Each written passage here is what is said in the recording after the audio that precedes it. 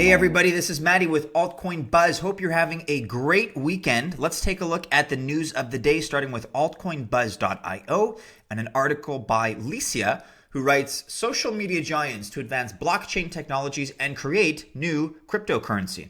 So this week, two highly popular social medias, Telegram and Facebook, have unveiled major plans to enhance blockchain technologies, with Facebook potentially creating a new cryptocurrency. So a Russian newspaper, Vedomosti, has reported that Telegram, founded by Pavel Durov, has created the first service for its future blockchain platform, Telegram Open Network, and is allegedly testing it. The service, called Telegram Passport, will be used for storing data, including various documents, driver's licenses, and bills. CoinSpeaker says that Telegram is promising an entire new ecosystem with a huge number of goods and services that can be paid for in cryptocurrency.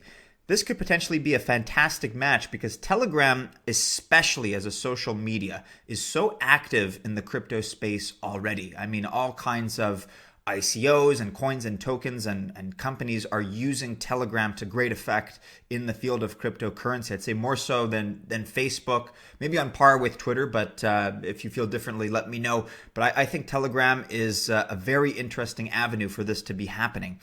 And concurrently with that, you have head of Messenger app with Facebook, David Marcus, who announced that he is stepping down in order to explore how blockchain can improve Facebook. The social media is allegedly planning to launch its own cryptocurrency, according to a report from Cheddar's Alex Heath. So despite the lack of concrete details, this new crypto will most likely simplify payments on the platform, which according to Cheddar could be a pretty dramatic shift given Facebook's huge user base and existing marketplace section of the site for buying and selling goods. Adding that an anonymous Facebook employee stated that they are very serious about it. So this could be a pretty big move. I mean, as rightly pointed out, Facebook is just massive. It's got users in the billions. So even the fact that this would be mentioned with Facebook in the same sentence, Facebook's own blockchain or cryptocurrency, that would be a big mover for the market, in my opinion. While Facebook's blockchain technology and cryptocurrency are not expected anytime soon, with a source claiming that Facebook will likely need to make acquisitions in the blockchain and cryptocurrency space to develop its own virtual currency, Telegram Passport may be launched in the early summer, which is right around the corner. So these are interesting developments, to say the least. If you want to read more about the Telegram, the potential crypto, we're linking to this, I believe it's Russian source, so you can check that out if you want to either translate it or maybe you read Russian. And regarding Cheddar's report about Facebook's cryptocurrency, that can be found here. We will link to both of these in the description. In other news, Zimbabwe bans cryptocurrency and Bitcoin trading in another blow to African blockchain advocates. Article by Zach. The Reserve Bank of Zimbabwe has ordered all financial institutions in the country to immediately stop trading or transacting in cryptocurrencies. Norman Mataruka, the registrar of banking institutions, said that these measures were to protect the safety and soundness of the country's financial system, which is a suspect claim because the integrity has suffered mightily in recent months, and we'll be looking at that in a second.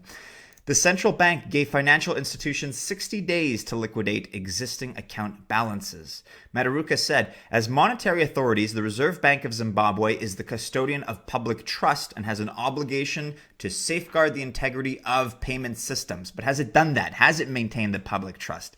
I don't know. Cryptocurrencies have strong linkages and interconnectedness with standard means of payments and trading applications and rely on much the same institutional infrastructure that serves the overall financial system. In a separate statement, the governor of the RBZ warned the public against cryptocurrency trading. Any person who buys, sells, or otherwise transacts in cryptocurrencies, whether online or otherwise, does so at their own risk and will have no recourse to the Reserve Bank or to any regulatory authority in the country, he said. All right, so they seem to be obviously very anti-crypto in this stance. And you'll recall the recent news, we discussed the fact that Cardano was teaming up with Agritech in Ethiopia. So that was a project that was highlighted by a whole bunch of news sources, including our own recently. On top of this, however, is the on top of this, Africa is the continent with the highest proportion of unbanked people. Very important detail. Something that can be solved by Bitcoin and cryptocurrency. So the graphic below from McKinsey and Company shows the sheer amount of people unbanked in Africa. And I mean, just for comparison, take a look at high income OECD countries where the unbanked represent about 8% of the population. Contrast that to Africa, sub-Saharan Africa specifically, where the number is 10 times greater. So you have 80% of people that don't have any formal or even informal affiliation with financial institutions. And that's a problem that cryptocurrency solves because cell phones and smartphones are so ubiquitous today and they're so relatively cheap. That becomes your bank in your own pocket. And it solves a real world problem for these 80% of people in these areas that are unbanked. Although some countries like Zimbabwe are shunning the influence cryptocurrencies are having, others are embracing them. Ethiopia and South Africa are two countries leading the charge for blockchain. Hopefully these countries benefit from the technology, and therefore the skeptical countries like Zimbabwe and Uganda see the advantage to utilizing it. If this happens, the prospects of the world's poorest continental population could improve dramatically. Really interesting article by Zach. Do be sure to leave a comment for him in the comment section below. And Zimbabwe is, I don't feel their central bank is one to be so sanctimonious and to put out these press releases of the risk of deteriorating the trust in the public institutions. Because if you look at Zimbabwe, this is a link to the original report, which we'll include, by the way, in the description. But if you look to Zimbabwe's hyperinflation that it's seen in recent years and recent months even, I mean, how can they claim that the public ought to have any trust in its fiscal policy, in its public institutions? Here's a very quick chart of monthly inflation that you see in Zimbabwe. Make that a little bit bigger. So you can see inflation on the monthly level as high as just under 200% going back to September or so, 2017. And then you have annual inflation of the Zimbabwe currency as high as 348%. I mean, people are losing fortunes just by sticking to their regular currency. And the situation only seems to be going worse. So I think there is a lack of public trust in the Zimbabwe central bank. I think that's partly in conjunction with the unbanked nature of its population, why people seem to be rushing toward cryptocurrency. And I can't say I blame them. It's the same situation that we've seen in Venezuela. And for any country that loses control of its monetary system and its currency, I think crypto provides a good solution. And again, combine that with those that are unbanked, and it's very advantageous. I can't blame the citizens for at least showing interest in the blockchain technology.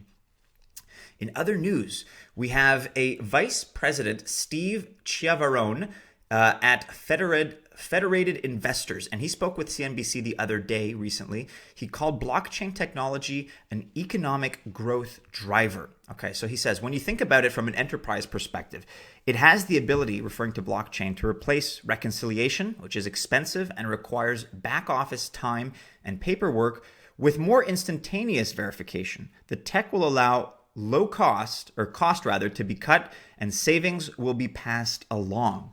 So he's certainly bullish, not on Bitcoin per se or specifically, but the technology underlying Bitcoin as a whole. So blockchain, distributed ledger technology. And he actually argues that that technology is one of 5 key technologies, along with robotics, automation, artificial intelligence, and the Internet of Things. He claims that together, those 5 technologies will usher in the next industrial revolution. So pretty strong words, pretty forward thinking, and and it was a good interview to watch.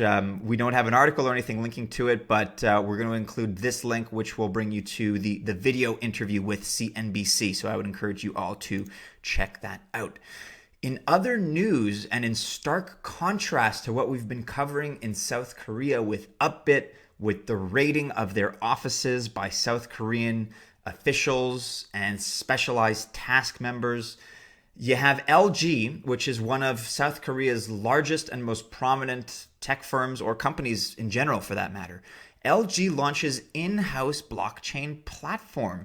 Only in cryptocurrency can you have day-to-day news where these news stories are literally like diametrically opposed to each other in terms of their tone and their timbre. But that's what we have here. LG said that it has launched its own blockchain service called Monochain, the information technology service unit of LG Group announced Sunday. The latest development is aimed at taking stakes in the lucrative blockchain-embedded logistics business sectors, those related to finance, telecommunication, and manufacturing. LG CNS said the in-house platform can be used in digital authentication, digital currency, and digital supply chain management. So even further, they said Monochain can help business owners boost productivity as the company provides a digital supply chain management system that enables suppliers to manage the entire production processing efficiently, the company said in a statement. And Monochain is a word combining Mona Lisa, an oil painting created by Italian master Leonardo da Vinci, chain from the blockchain technology. Given the word Mona means queen in Greek, the company added Monochain also means queen of blockchain.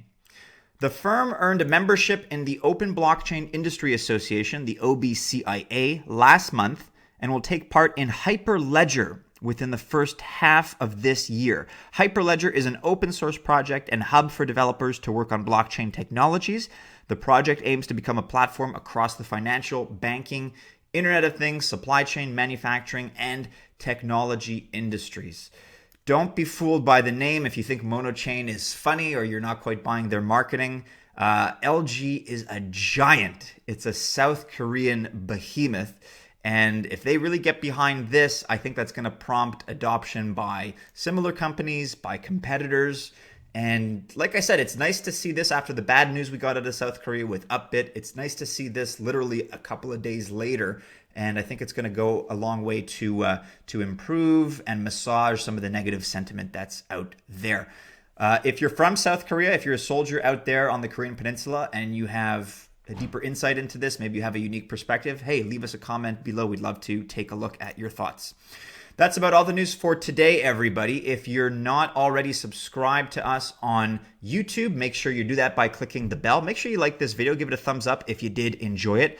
And be sure you're also following us on our social media platforms like Facebook, because here we link to the latest articles, we link to other pieces of news that we find interesting, and some more lighthearted stuff as well, some videos. Same goes for Instagram, Telegram, and Twitter. That's about all for today, everyone. So I wish you all happy investing, a happy end to your weekend. We'll be back again soon with another video. Take care.